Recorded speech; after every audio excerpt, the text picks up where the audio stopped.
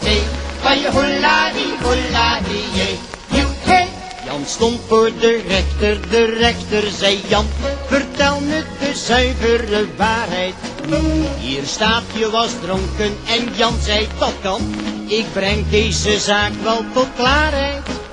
Bij Kees in het cafeetje, het is waar wat ik zeg, dronk ik maar 1 borrel en toen ging ik weg.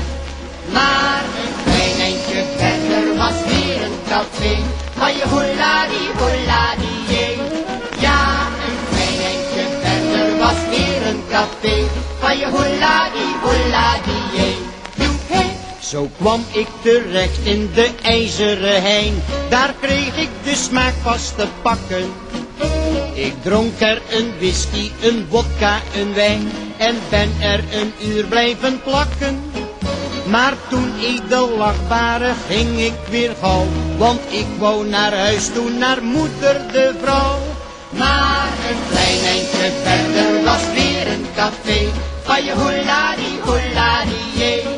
Maar een klein eindje verder was weer een café, van je holladi, holladi, jee. De rechter veroordeelde Jan tot een knaak, wat meer een symbolische straf was.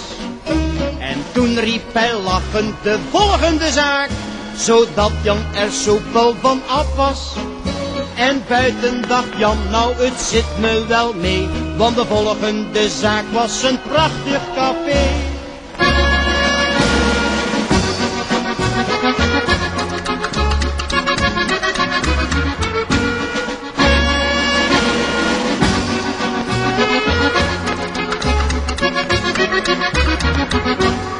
Maar een klein eindje verder was weer een café, van je holladi.